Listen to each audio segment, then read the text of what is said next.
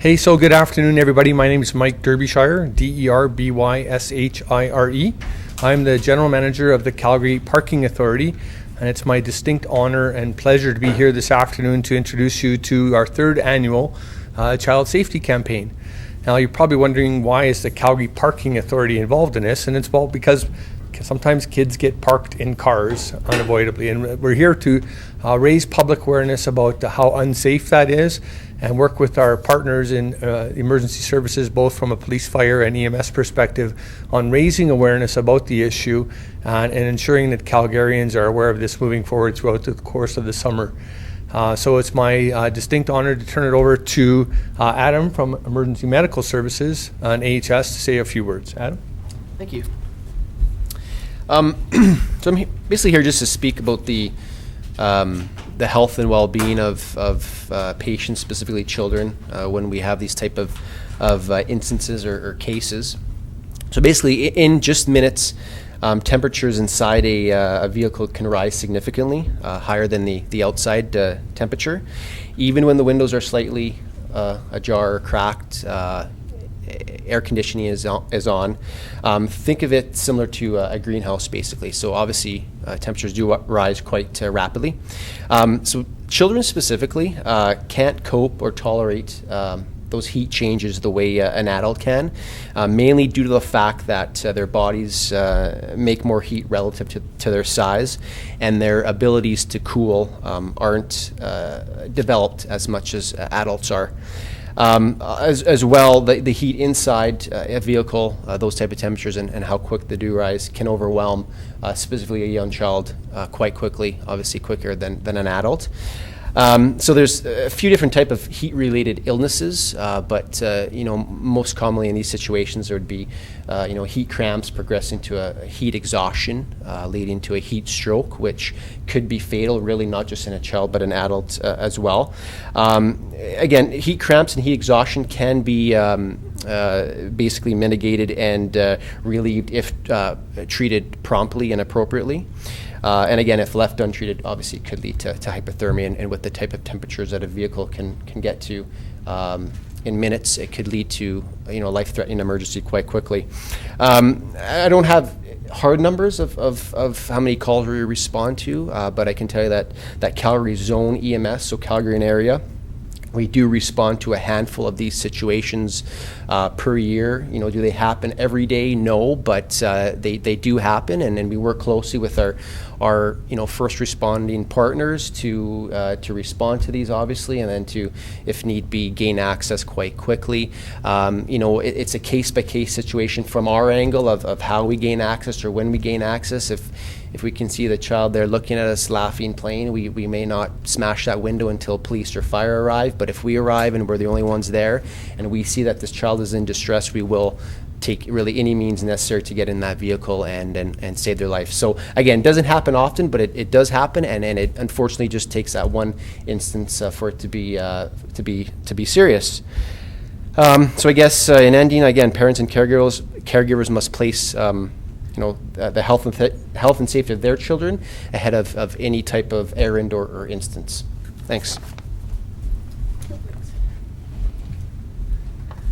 Good afternoon. I'm Sergeant Colleen Bowers. I'm the Sergeant of the Child at Risk Response Team. My last name is spelled B-O-W-E-R-S. So I'm pleased to be here today to support the Child Awareness Campaign and share this important message.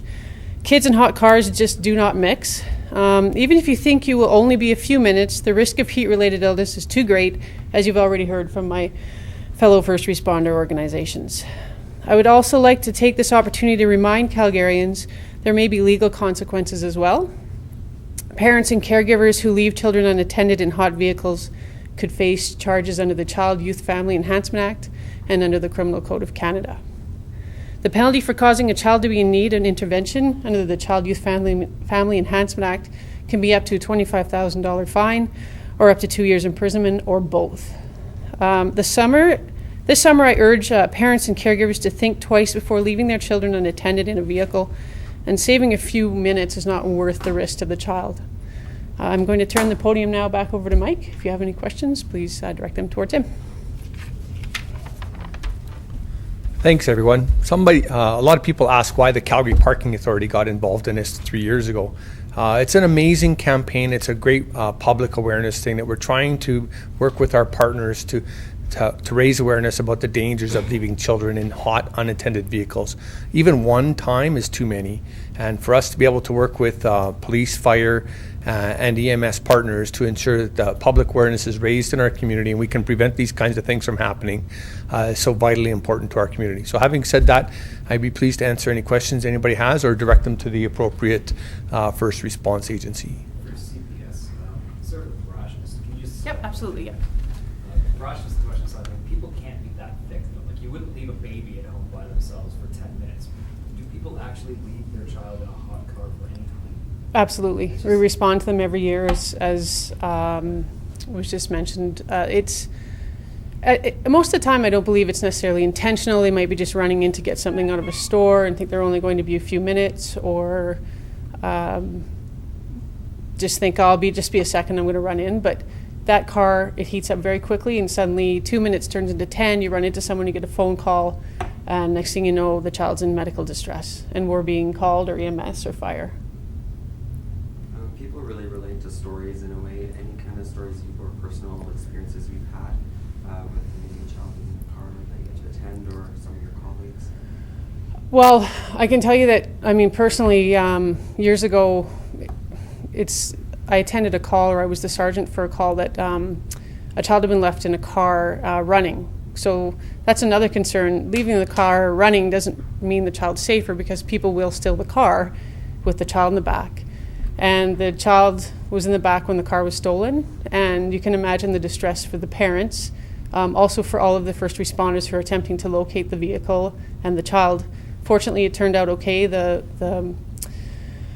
perpetrator had left the vehicle abandoned close by because he obviously saw the child, but you never know how they're going to react, and you never know where they're going to leave the car. And if they leave it not running and it's hot, it could take us heaven knows how long to find that child. So it's not safe no matter what. Just don't leave the child in there under any circumstance.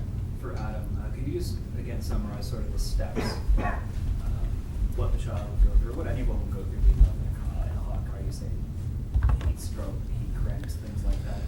If you say you get there as a first responder, 5 minutes after they've been left in the vehicle, it's 30 degrees outside. Mm-hmm. What's the worst? Could they be serious condition in 5 minutes? Oh yeah, fatal condition or life-threatening condition, definitely. And again, it all depends on what the temperature is outside.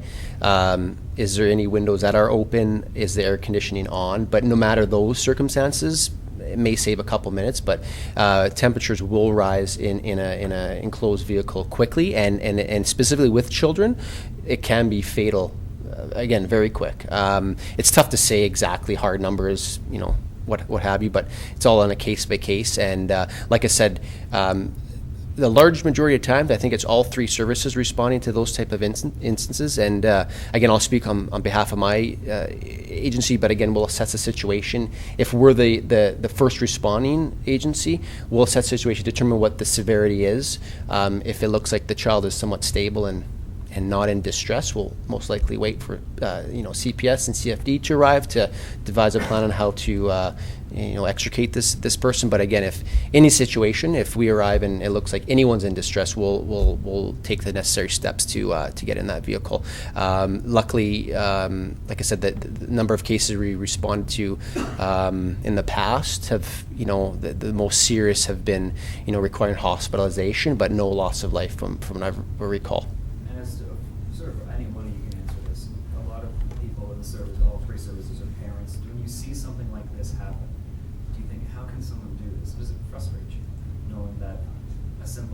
Back in a second could have killed the child. And you want to I don't know if it's frustrating. We all probably work in an environment that is very difficult. I'm certainly not in a place to ever judge anyone's actions, because most of the time the intention is not to harm their child. So everyone has a moment in time that maybe they make a mistake. Hopefully their child hasn't suffered as a result. There certainly are conditions that can be appalling, where people will go into establishments and leave the child for hours on end. That can be upsetting for everyone involved, without question. And I think my cohorts here can tell you that it does hit a chord with all of us, especially when children are involved. It's always really upsetting. I have a question. I don't know if Adam, maybe perhaps it's for you, but we have a cloudy, cool day today. You're lucky to get up to 20. I'm just wondering if it's possible to relate this to even a day like today. When the sun comes out, you still see a temperature increase. It may not be as bad as if it was scorching hot outside, but Yeah, probably not as quick and not as significant, but definitely if left long enough, depending if they're in direct sunlight or not. Yes, it's hard to say, right? It's case by case basis in determining what the temperatures are, but it's rather, you'd rather be safe than sorry. And like I said, for caregivers and adults, there should be no errand or circumstance that goes above leaving your child in an unattended car at any time, no matter what the weather is. But again, yes, I'd say it's could rise quite quick with these type of temperatures, especially if that sun comes out and is directly on the car or vehicle. Just at what point would you recommend someone take it into their own hands to smash a window or something to save a child, or how would you go about that? That's pretty subjective. It'd be the first thing, if anyone is concerned, call 911 immediately and get the emergency services responding. And then again, I'm not going to say there's no black and white answer there. It's sort of up to whatever the bystander think is appropriate. But the biggest thing is get one of us or all of us rolling via 911 and the majority, if not all, I'm no dispatcher, but those are usually lights and sirens responses. So we'll be there quite quickly. But again, is there you smash window at this time and you don't at this time? There's really no answer there, quite frankly.